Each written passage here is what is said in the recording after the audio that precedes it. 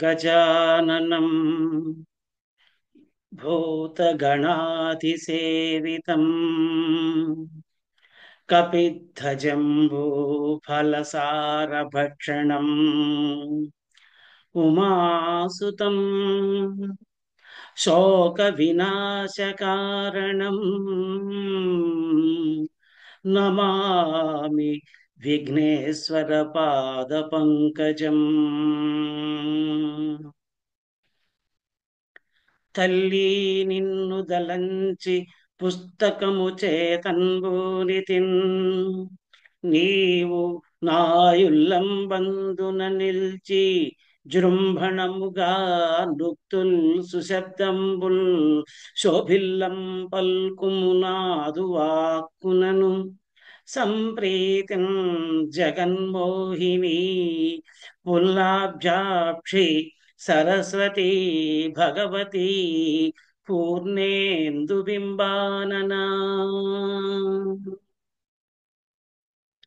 ప్రపన్న పారిజాతాయ స్తోత్రవేత్రైకపాణయే జ్ఞానముద్రాయ కృష్ణాయ గీతామృతదుహే నమః। ఓం శ్రీ మహాగణాధిపతయే నమః। శ్రీ మహాసరస్వత్యై నమః।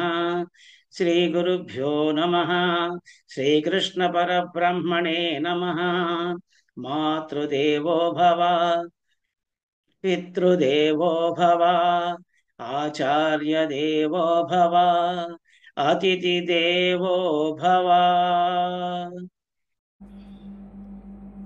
అందరికీ నమస్కారం। నా భగవద్గీత వీడియో ఛానల్కి మీకందరికీ స్వాగతం। కిందటి భాగంలో మనం శ్రీమద్ భగవద్గీత 2వ అధ్యాయమైనటువంటి సాంఖ్యయోగంలో 56వ శ్లోకం వరకు తెలుసుకున్నాం।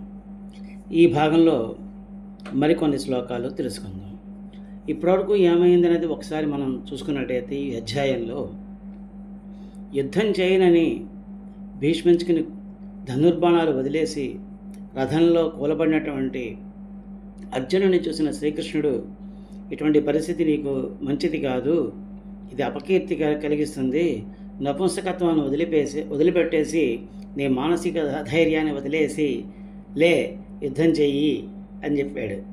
అని చెప్తే అప్పుడు అర్జునుడు అన్నాడు, మధుసూదన, భీష్మ ద్రోణాదులు నాకు పూజ్యులు, యుద్ధంలో వారిని ఎదిరించి వారిపై బాణాలు ఎలా వేయాలి, మహానుభావులైన గురుజనులని వీళ్ళందరినీ చంపకుండా నేను భిక్షానం స్వీకరించినా నాకు మంచిదే, కానీ వారిని ఎత్తులతో కూడినటువంటి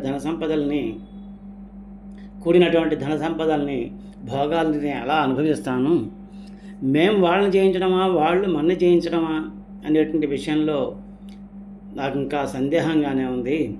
నేను నీ శిష్యుణ్ణి, నా చిత్తం ధర్మసందేహంలో చిక్కుకుంది, నేను నిన్ను ప్రార్థిస్తున్నాను, నాకు ఏది శుభమో నువ్వే నిశ్చయించి చెప్పు, నీకు శరణాగతి నేను చేస్తున్నాను, నన్ను శాసించు అని చెప్పేసి శ్రీకృష్ణ పరమాత్మతోటి అర్జునుడు పలికాడు। అలా పలికినటువంటి అర్జునుడిని చూసి శ్రీకృష్ణ పరమాత్మ ఈ అధ్యాయంలోని 11వ శ్లోకం నుంచి తన యొక్క భగవద్గీతని ఉపదేశిస్తున్నాడు అర్జునునికి। అర్జున, నువ్వు ఎవరి కోసం ఏడవకూడదో వాళ్ళ కోసం దుఃఖిస్తున్నావు, ఇంకా జ్ఞానిలాగా మాట్లాడుతున్నావు। జ్ఞానులు అనేవాళ్ళు మరణించిన వాళ్ళ గురించి కానీ జీవించి ఉన్న వారి గురించి కానీ దుఃఖించరు। వీళ్ళు కానీ నీవు కానీ రాజులు కానీ నేను కానీ ఒకప్పుడు లేరు అనుకోవడం అసత్యం, అలాగే భవిష్యత్తులో ఉండబోవడం అనుకోవడం కూడా అసత్యమే। శరీరం విడిచిన తర్వాత కూడా మనం ఎవరు నశించము, అంటే మన ఆత్మలు నశించవు, కాబట్టి ఆత్మ ఎప్పుడు నిత్యమైనది।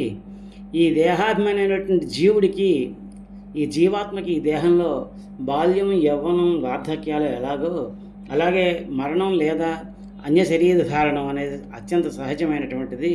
దీనివల్ల జీవాత్మలో ఎటువంటి మార్పులు కలగదు। విషయేంద్రియాల వల్ల కలిగేటువంటి చలి వేడి సుఖము దుఃఖము అనేవి శాశ్వతాలు కావు, ఇవి వస్తూ ఉంటాయి పోతూ ఉంటాయి। ఇటువంటి వాటిని పట్టించుకోకుండా ఎవరైతే ఉండగలరో వాళ్ళు మాత్రమే మోక్షాన్ని పొందగలరు. అనిత్యమైన వాటికి ఉనికి లేదు, నిత్యమైనటువంటి ఆత్మకి నాశనం లేదు. ఈ విధంగా తెలుసుకో. అన్ని శరీరాలు నశించేవే కానీ జీవాత్మ మాత్రం నశించదు. కాబట్టి యుద్ధం చెయ్యి. నువ్వు ఈ ఆత్మ చంపుతుందనుకునేవాడు, ఆత్మ చంపబడుతుందనుకునేవాడు ఇద్దరు కూడా ఏమీ తెలియని వారే. ఆత్మ ఎప్పుడూ జన్మించడం లేదు, మరణించడం లేదు. ఒకప్పుడు ఉండడం లేదు, ఒకప్పుడు ఉండకపోవడం అనేది లేదు. కాబట్టికి ఈ ఆత్మకి జన్మ మరణాలు, వృద్ధిక్షయాలు అనేవి ఉండవు. ఇవన్నీ ఈ శరీరానికే. కాబట్టి మనుషుడు జీర్ణమైనటువంటి వస్త్రాలని, అంటే చిరిగిపోయినటువంటి బట్టల్ని వదిలేసి కొత్త బట్టలు ఎలా ధరిస్తాడో, అలాగే ఈ ఆత్మ కూడా శిథిలమైనటువంటి శరీరాలను వదిలేసి కొత్త శరీరాలని పొందుతూ ఉంటుంది. ఈ ఆత్మని ఏ ఆయుధము ఛేదించలేదు, అగ్ని కాల్చలేదు, నీరు తడపలేదు, గాలి ఎండింపలేదు. జ్ఞానేంద్రియాలకు కానీ కర్మేంద్రియాలకు కానీ ఈ ఆత్మ కనపడదు, మనసుకు చిక్కదు. ఇదంతా తెలిసి కూడా నువ్వు దుఃఖించడం న్యాయం కాదు. అంతేకాకుండా ఒకవేళ ఈ శరీరం కూడా, ఆ శరీరంతో పాటు ఆత్మ పుట్టి శరీరంతో పాటు నశిస్తుంది అని భావించినా కూడా నువ్వు దాని గురించి దుఃఖించడం అనవసరం. ఎందుకంటే పుట్టిన ప్రతి వారికి మరణం నిశ్చయమై ఉంటుంది. అలాగే మరణించిన ప్రతి వారికి కూడా వారి స్వకర్మానుసారం, అంటే వాళ్ళు చేసిన కర్మల ప్రకారం వాళ్ళకి పునర్జన్మ కూడా నిశ్చితమై ఉంటుంది. ఇది తప్పించలేము. దీని గురించి దుఃఖించడం వల్ల ఉపయోగం ఏమీ లేదు. ఈ శరీరాలు, ప్రాణుల శరీరాలు పూర్వం మనకి అవి పుట్టకముందు మనకు కనబడవు. అవి జీవించినంతకాలం మాత్రమే మనకు కనబడతాయి. తరిమిన తర్వాత కూడా, అవి నశించిన తర్వాత కూడా మనకు కనబడవు. అటువంటి వాటిని గురించి దుఃఖించకూడదు. ఈ ఆత్మ ఎప్పుడూ కూడాను దేహనాశనం అవుతుంది కానీ ఆత్మ నాశనం అవుతుంది. కాబట్టి ఈ ఆత్మనాశనాన్ని గురించి, దేహనాశనాన్ని గురించి నీవు దుఃఖించడం తగదు. మరియు నీ స్వధర్మాన్ని బట్టి చూసినా నువ్వు యుద్ధం చేయడం అనేది నీ యొక్క స్వధర్మం. క్షత్రియుడికి అది యుద్ధం కంటే గొప్పదైనటువంటి ధర్మం ఇంకోటి లేదు. అది తెరిచినటువంటి స్వర్గద్వారం వంటిది యుద్ధం. అదృష్టవంతమైన క్షత్రియులకు మాత్రమే అది లభిస్తుంది. ఒకవేళ నీవు యుద్ధాన్ని చేయడానికి తిరస్కరిస్తే ఇంతకు ముందు వరకు పొందినటువంటి కీర్తిని, ఫలితాన్ని పోగొట్టుకుని చేయవలసిన పని చేయని పాపాన్ని పొందుతావు. అంతేకాకుండా జనులంతా కూడా నీ గురించి, నీ అపకీర్తి గురించి మాట్లాడుకుంటారు. అటువంటి అపకీర్తి మరణం కన్నా ఎక్కువే కదా. భయపడి నీ యుద్ధం నుంచి తప్పుకున్నామని మహారథులు అందరూ అనుకుంటారు. ఇంతవరకు ఎన్నో యుద్ధాల్లో నువ్వు అలవోకగా జయించిన వాడివి, ఈ యుద్ధం నుంచి పిరికివాడిపై పారిపోయావని చెప్పేసి ప్రజలంతా నీ గురించి అనుకుంటూ ఉంటారు. ఇంతకన్నా దుఃఖకరమైన విషయం ఏముంటుంది? నువ్వు అడిగేవు ఈ యుద్ధంలో వాళ్ళు గెలుస్తారా, మేం గెలుస్తావా అని. నువ్వు ఒకవేళ యుద్ధంలో నిన్ను శత్రురాజులు కనుక చంపేసినట్టయితే నువ్వు స్వర్గాన్ని అనుభవిస్తావు, స్వర్గాన్ని పొందుతావు. లేదా గెలిచేవా, రాజ్యాన్ని అనుభవిస్తావు. ఏదైనా మంచిదే. కాబట్టి యుద్ధం చేయడానికి సిద్ధమై నిశ్చయించుకుని యుద్ధం చేయి. యుద్ధం క్షత్రియ ధర్మం అని సుఖదుఖాలని, లాభ నష్టాలని, జయాపజయాలని సమానంగా భావించి యుద్ధం చేసినట్టయితే నీకు ఎటువంటి పాపము కలగదు. ఇదంతా సాంఖ్యయోగం అంటారు. ఇక ముందు నీకు కర్మయోగం, నిష్కామ కర్మయోగం గురించి చెప్తున్నాను. ఈ విషయంపై ఉన్నటువంటి జ్ఞానం కనుక నీకు లభించినట్టయితే కర్మబంధాల నుంచి నువ్వు విముక్తుడు అవుతావు. ఈ మోక్ష మార్గమైనటువంటి నిష్కామ కర్మయోగంలో ఎటువంటి ప్రయత్నం కూడా విఫలం కాదు. త్రిగుణాల కారణంగా కలిగే పాపం కలగదు. ఎంత కొంచెం ఆచరించినా కూడా జనన మరణ రూపకమైనటువంటి సంసారం అనేటువంటి మహాభయాల నుంచి ఆ కర్మయోగం నిన్ను రక్షిస్తుంది. ఈ కర్మయోగంలో ఎప్పుడైనా భగవంతుడు నన్ను రక్షిస్తాడు అనేటువంటి ఒక నిశ్చయం ఒకటి ఉంటుంది. అదే కాకుండా భోగాసక్తులే, అంటే భోగాలు కోరుకుంటూ కామ్యకర్మలు, కోరికలతో చేసేటువంటి కర్మలు చేసే వాళ్ళ యొక్క బుద్ధులు కోరికల వరకు పరుగులు తీస్తూ ఉంటాయి. కామ్యకర్మలే అధికమని బాధించేవాళ్ళు, స్వర్గమే ఉన్నతమని భావించేవాళ్ళు, వీళ్ళంతా కూడాను భోగైశ్వర్యాలు ఇచ్చేటువంటి స్వర్గంపై ఆసక్తి కలిగిన వాళ్ళందరూ కూడాను వంచింపబడిన చిత్తం కలిగిన వాళ్ళు. వాళ్ళకి నిశ్చయాత్మైన బుద్ధి కానీ, మనసులో ఏకాగ్రత కానీ వాళ్ళకి ఉండదు. కర్మకాండాత్మకమైనటువంటి వేదం త్రిగుణాత్మకం. కాబట్టి నువ్వు నిష్కామ కర్మను ఆచరించు. ద్వంద్వరహితుడవై, అంటే సుఖదుఖాలని, శీతోష్ణాలని, ఇటువంటి వాటన్నిటినీ నువ్వు వదిలిపెట్టేసి యోగక్షేమాలను కూడా పరిచయించి ఉండు. అంతా నీరు నిండినప్పుడు నూతులు చెరువులతో ఎంత ఉపయోగం ఉంటుందో జ్ఞాని అయినటువంటి బ్రహ్మనిష్ఠుడికి ఈ వేదోక్త కర్మఫలాలు అంతే ఉపయోగం ఉంటుంది. అంతేకాకుండా నీకు నిర్దేశించిన కర్మను చేయడంలోనే నీకు అధికారం ఉంది, కానీ ఆ కర్మల ఫలితాలపైన నీకు ఎటువంటి అధికారము లేదు. అనగా ఫలాపేక్ష లేకుండా నువ్వు కర్మలు చేయాలి, కర్మలు చేయకుండా మానేయకూడదు.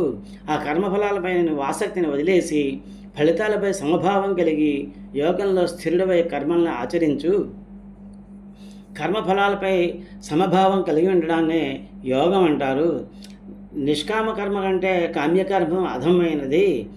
నిష్కామ కర్మయోగి ఈ లోకంలోనే స్వర్గము నరకము కలిగించేటువంటి పుణ్యపాపాలను రెండింటినీ వదిలించేసి ముక్తుడవుతాడు. కాబట్టి నువ్వు నిష్కామ కర్మయోగాన్ని ఆచరించు.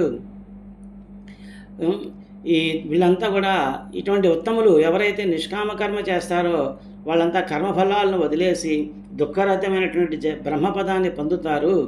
ఎప్పుడైతే నీ బుద్ధి మోహం అనేటువంటి మాలిన్యాన్ని దాటుతుందో అప్పుడు నీకు సమస్త భోగాల నుంచి వైరాగ్యం పొందుతావు అని చెప్పాడు.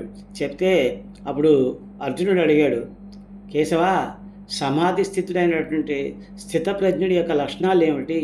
అతడు ఏ విధంగా పలుకుతాడు, ఎలా ఉంటాడు, ఎలా ప్రవర్తిస్తాడు అని అడిగితే అప్పుడు శ్రీకృష్ణ పరమాత్మ మళ్ళీ చెప్తున్నాడు అర్జునుడికి, ఆత్మచేత ఆత్మయందే తృప్తుడై మనసులోని కోరికల్ని సంపూర్ణంగా త్యజించినటువంటి యోగినే స్థితప్రజ్ఞుడు అంటారు. దుఃఖాలకి శోకించడు, సుఖం కలిగినప్పుడు ఆనందించడు, అనురాగం, భయం, కోపం మొదలైన వాటిని వదిలేస్తాడు. ఎవరైతే అన్ని విషయాల్లో రాగరహితుడై అప్రియ విషయాల్లో ఆనందంగాని దుఃఖాన్ని పొందడో అతన్ని స్థితప్రజ్ఞుడు అంటారు అని చెప్పాడు శ్రీకృష్ణ పరమాత్మ. ఆ తర్వాత ఇంకా ఏం చెప్పాడు అన్నది ఈ భాగంలో ఇప్పుడు మనం చూద్దాం. శ్రీమద్భగవద్గీత అథ ద్వితీయోధ్యాయః సాంఖ్యయోగః. ఇప్పుడు 57వ శ్లోకం. యః సర్వత్రా నభిస్నేహః తత్తత్ప్రాప్య శుభాశుభం నాభినందతి నద్వేష్టి తస్య ప్రజ్ఞా ప్రతిష్ఠితా. శ్లోకం ఇంకొకసారి. యః సర్వత్రా నభిస్నేహః యత్తత్ప్రాప్య శుభాశుభం నాభినందతి నద్వేష్టి తస్య ప్రజ్ఞా ప్రతిష్ఠితా. ఈ శ్లోకం యొక్క పదవిభాగం చూద్దాం. యః సర్వత్రా అనభిస్నేహః, సర్వత్రా అనభిస్నేహః అవుతుంది. తత్ అవుతుంది. ప్రాప్య తత్ప్రాప్య శుభాశుభం నా అభినందతి అవుతుంది. నద్వేష్టి తస్య ప్రజ్ఞా ప్రతిష్ఠిత. ఇది పదవిభాగం. ఈ పదాలన్నిటికీ ఇప్పుడు అర్థాలు తెలుసుకుందాం. యహ అంటే ఎవరైతే, సర్వత్రా అంతటా, అనభిస్నేహ అంటే మమత ఆసక్తి లేకుండాను, తత్తత్ ఆయా, ప్రాప్య పొంది, శుభాశుభం ప్రియము అప్రియము అయిన విషయాలని, నా అభినందతి అంటే ఆనందించకుండాను, నా ద్వేష్టి ద్వేషించకుండాను ఉంటాడో, తస్య అతని ప్రజ్ఞ అంటే ఆత్మజ్ఞానం, స్థిర ప్రతిష్ఠిత అంటే స్థిరమైనది అని చెప్పేసి ఈ శ్లోకంలో ఉన్న పదాలకి అర్థం. ఇప్పుడు ఈ శ్లోకం పైన ఉన్నటువంటి పద్యాన్ని చూద్దాము. శుభములందున సొంతయైన సంతసముగాని దుఃఖము నొందగ ఎప్పుడు అన్ని ఎడలను సమభావమందుయుండు వాని ప్రజ్ఞను సుస్థితంబనగబరగు. శుభములందున సుంతయైన సంతసముగాని దుఃఖమునందకెప్పుడు అన్ని ఎడలను సమభావమందుయుండు అని ప్రజ్ఞను సుస్థితంబనగబరగు.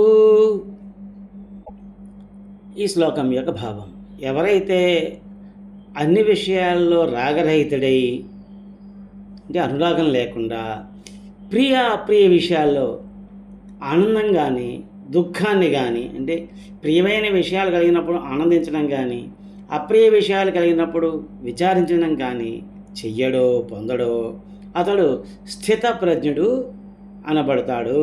అటువంటి అతన్ని స్థితప్రజ్ఞుడు అంటారు అని చెప్పేసి చెప్పాడు. ఆ తర్వాత ఇంకా ఏం చెప్పాడన్నది ఈ 58వ శ్లోకంలో చూద్దాం. యదా సంహారతే చాయం కూర్మోంగానీవ సర్వశః ఇంద్రియాణింద్రియార్థేభ్యః తస్య ప్రజ్ఞా ప్రతిష్ఠితా. శ్లోకం మళ్ళీ ఇంకోసారి చూద్దాం. యదా సంహరతే చాయం కూర్మోంగానీవ సర్వశః ఇంద్రియాణింద్రియార్థేభ్యః తస్య ప్రజ్ఞా ప్రతిష్ఠితా.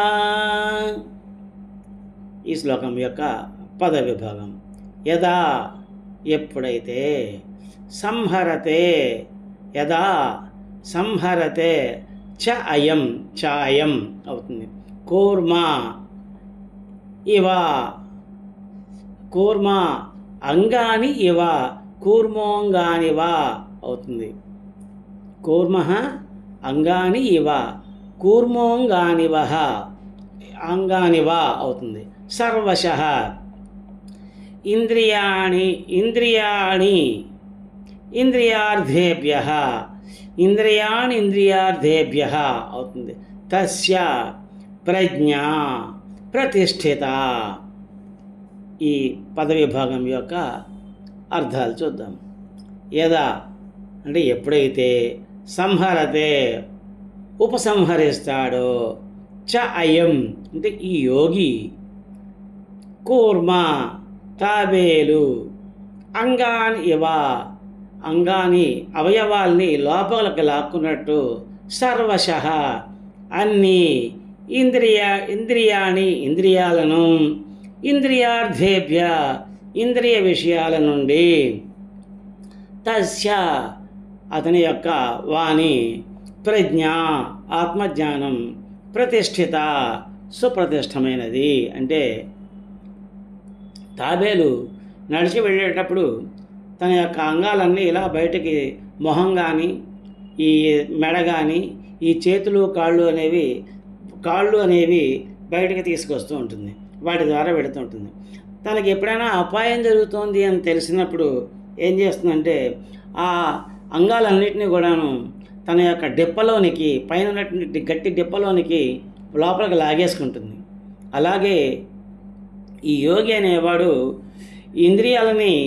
ఇంద్రియ విషయాల నుంచి లోపలికి కనుక ఉపసంహరించినట్టయితే, అటువంటి వాణి యొక్క ఎప్పుడైతే అలా ఉపసంహరించుకుంటాడో అప్పుడే అతని యొక్క ఆత్మజ్ఞానం సుప్రతిష్టమైనది అని చెప్పేసి చెబుతున్నాడు.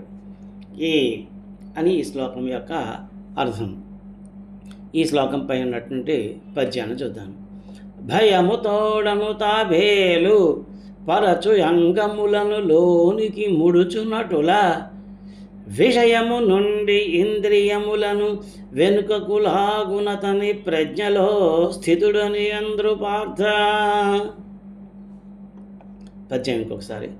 భయము తోడను తాబేలు పరచు అంగములను లోనికి ముడుచునటుల, విషయము నుండి ఇంద్రియములను వెనుకకు లాగునతని ప్రజ్ఞలో స్థితుడని అందరూ పార్థ. భయపడినటువంటి తాబేలు భావం.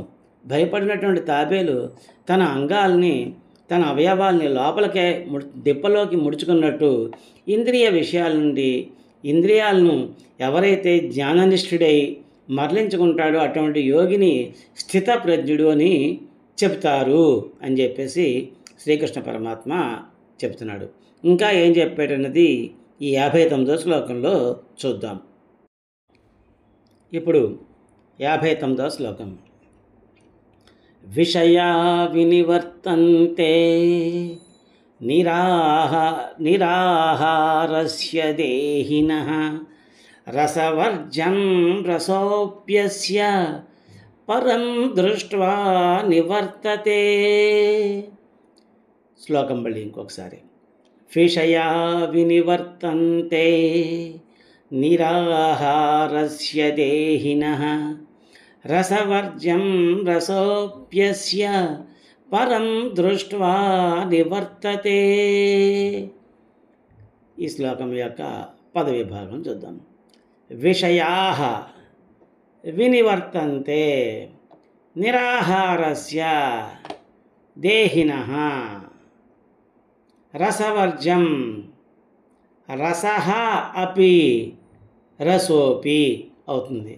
అస్య రసోప్యస్య పరం దృష్ట్వా నివర్తతే. ఈ శ్లోకం యొక్క పదవిభాగం చూసాం కదా. ఇప్పుడు ఈ పదాలన్నిటికీ అర్థాలు తెలుసుకుందాం. విషయాః అంటే శబ్దాది ఇంద్రియ విషయాలు వినివర్తంతే తొలగును. ఎప్పుడు? నిరాహారస్య ఆ విషయాలను గ్రహించినటువంటి దేహినః వ్యక్తికి. అవి ఎప్పుడైతే అవన్నీ విషయాలను గ్రహించకుండా ఉంటాడో అటువంటి వ్యక్తికి అప్పుడు ఆ శబ్దాది ఇంద్రియ విషయాలు తొలగిపోతాయి. రసవర్జ్యం అంటే రాగరహితం కాకుండా, రసాపి విషయాసక్తి కూడా, అస్య అతని పరం బ్రహ్మమును దృష్ట్వా సాక్షాత్కారము నివర్తతే తొలగిపోవును. ఇది ఈ శ్లోకం యొక్క పదాలన్నిటికీ అర్థాలు. ఇప్పుడు ఈ శ్లోకం పైనటువంటి పద్యం చూద్దాం. తిండి మానిన నరునికి ఇంద్రియ విషయము వీడుగాని వాంఛలు వీడగలవే, కాని బ్రహ్మను ఆత్మలో కనిన ఎంత వాంఛలన్నీయు వానిని వదలిపోవు. తిండి మానిన నరునికి ఇంద్రియ విషయము వీడుగాని ఆ వాంఛలు వీడగలవే, కాని బ్రహ్మను ఆత్మలో కనిన ఎంత వాంఛలన్నీయు వానిని వదలిపోవు. ఇప్పుడు ఈ శ్లోకం యొక్క భావం చూద్దాం. ఇంద్రియముల ద్వారా విషయాలను గ్రహింపనటువంటి వ్యక్తికి ఆ ఇంద్రియార్థాలు తొలగిపోతాయి, కానీ వాటిపైనే ఆసక్తి ఉంటుంది. అంటే దీని అర్థం ఏమిటంటే ఎలా ఉంటుందంటే, ఇప్పుడు ఏకాదశి అండి వాళ్ళ ఉపవాసం ఉందాము అనుకుంటారు, లేకపోతే ఈ కార్తీక మాసం నక్తం ఉండాలి అంటే పగలంతా ఉపవాసం ఉండి చంద్రుడి దర్శనం అయ్యాక రాత్రి జ్యోతి దర్శనం చేసుకుని భోజనం చేయడం. ఇలాంటప్పుడు ఏం చేస్తుంటారు? పగలంతా ఉపవాసం ఉంటారు, లేకపోతే ఏకాదశి నాడు మొత్తం ఉపవాసం ఉంటారు. అలా ఉన్నప్పుడు ఏం చేస్తారు? మర్నాడు ద్వాదశి నాడు ఏం తినాలి, లేకపోతే సాయంకాలం నక్తన్నాడు ఏం వంటలు చేసుకోవాలి, ఇవే ఆలోచనలు ఆ బుర్రలో తిరుగుతూ ఉంటాయి. అతను ఆహారం తీసుకోలేదు ఈ పూట, కానీ దాని గురించి ఆలోచించడు. ఈ పూట ఆహారం తీసుకున్నంత మాత్రాన సాయంకాలం ఏం తినాలి, లేకపోతే రేపు ఏం తినాలి అనేటువంటి ఈ ఆసక్తి ఉంటుందే, అది మాత్రం పోదు. అదే స్థితప్రజ్ఞుడికి అటువంటివి ఉండవు. ఎందుకంటే అతనికి పరమాత్మ సాక్షాత్కారం ఆల్రెడీ కలిగినందువల్ల అట్టి ఆసక్తి కూడా అతనికి ఇంద్రియాల ద్వారా విషయాలు గ్రహించకపోవడంతో అతనికి ఆ ఆసక్తి కూడా వెలిగిపోతుంది. అలా కాని వాళ్ళకి ఈ ఆసక్తి అంటే ఇంద్రియార్థాలు అంటే ఏం చేయాలి అన్న దానిపైన ఆసక్తి మాత్రం అలా ఉంటూనే ఉంటుంది అని చెప్పేసి శ్రీకృష్ణ పరమాత్మ ఇక్కడ చెప్తున్నాడు. ఆ తర్వాత శ్లోకమైనటువంటి 60వ శ్లోకంలో ఇంకా ఏం చెప్పాడన్నది చూద్దాం. యతతో హ్యపి కౌంతేయ పురుషస్య విపశ్చితః ఇంద్రియాణి ప్రమాధీని హరంతి ప్రసభం మనః. శ్లోకం ఇంకొకసారి. యతతో హ్యపి కౌంతేయ పురుషస్య విపశ్చితః ఇంద్రియాణి ప్రమాధీని హరంతి ప్రసభం మనః. ఈ శ్లోకం యొక్క పదవిభాగం. యతతః అపి, యతతోపి, యతతో హపి, యతతో అపి, యతతోపి, యతతో హి అపి, యతతో హి అపి, యతతో హి అపి అవుతుంది. కౌంతేయ పురుషస్య విపశ్చితః ఇంద్రియాణి ప్రమాధీని హరంతి ప్రసభం మనః. ఇది పదవిభాగం. ఈ పదాలన్నిటికీ అర్థాలు ఇప్పుడు తెలుసుకుంటాం. యతతః అపి, ప్రయత్నించినా కూడా, కౌంతేయ అర్జున, పురుషస్య పురుషుని యొక్క, విపశ్చితః అంటే వివేకి అయినటువంటి పురుషుని యొక్క, ఇంద్రియాణి ఇంద్రియములు, ప్రమాధీని ప్రమాదమును కలిగించి, హరంతి లాగుకొని పోవును, ప్రసభం బలవంతముగా, దేన్ని? మనః మనస్సుని. ఈ శ్లోకం యొక్క పదాలన్నిటికీ అర్థాలు తెలుసుకున్నాం కదా. ఇప్పుడు ఈ శ్లోకం పైన ఉన్నటువంటి పద్యాన్ని చూద్దాం. పండితుడగుగాక మరియు బ్రహ్మజ్ఞానముంద యత్నించడి మనుజుడే తానగునుగాక, మనసునింద్రియములు కలతపరచునవి అతి బలమైనవి కాన నరవరేణ్య. పద్యం ఇంకొకసారి. పండితుడగుగాక మరియు బ్రహ్మజ్ఞానముంద యత్నించడి మనుజుడే తానగునుగాక, మనసునింద్రియములు కలతపరచు అవి అతి బలమైనవి కాన నరవరేణ్య. చెప్తున్నాడు అర్జున, ఈ ఇంద్రియాలకి చాలా గొప్ప శక్తి ఉంటుందయ్యా. ఆ శక్తి ఎంత ఎంత ఎంత గొప్పదంటే, మనుష్యుడు వాటిని ఎంత నిగ్రహించాలని ప్రయత్నించినా కూడా ఈ ఆసక్తి, వాటిపైన ఆసక్తి పోనంత వరకు, విషయాలపైనటువంటి ఆసక్తి పోనంత వరకు కూడాను అవి మనస్సుని ఇంద్రియార్థాల వైపుకు, ఇంద్రియ విషయాల వైపుకు లాక్కొని పోతూనే ఉంటాయి అని చెప్పేసి చెప్తున్నాడు. ఇంద్రియాలు అంత గొప్ప శక్తి గలవి కాబట్టి ఆ ఇంద్రియాలని జయించడం అంటే ఊరికే వాటిని నిగ్రహించితే సరిపోదు, ఆసక్తి కూడా పోగొట్టుకోవాలి అని చెప్పేసి చెప్తున్నాడు అన్నమాట. ఈ భాగంలో ఇంతవరకు తెలుసుకున్నాం. వచ్చే భాగంలో మరికొన్ని శ్లోకాలని తెలుసుకుందాం. హరి ఓం తత్సత్. గీతాశాస్త్రమిదం పుణ్యం యః పఠే ప్రయతః పుమాన్ విష్ణోః పదమవాప్నోతి భయశోకాదివర్జితః. ఈ గీతాశాస్త్రాన్ని ఎవరు పఠిస్తారో వాళ్ళు భయము శోకము లేక విష్ణు సాహిత్యమును పొందుతారు అని భావం. ఓం అసతో మా సద్గమయ తమసో మా జ్యోతిర్గమయ మృత్యోర్మా అమృతంగమయ.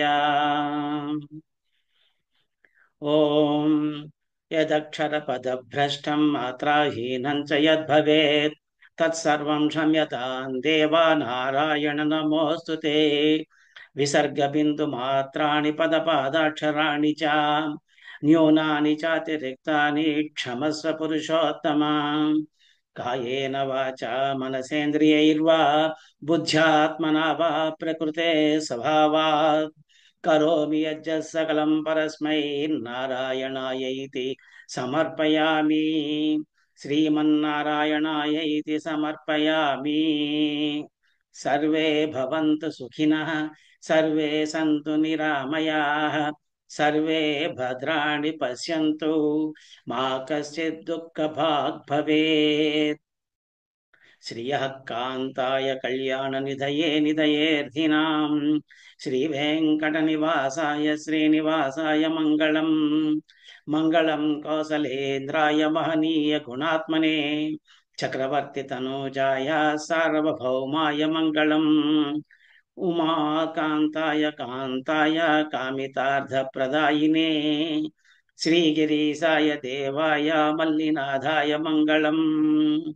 ఓం ఏతత్సర్వం శ్రీ పరబ్రహ్మ అర్పణమస్తు.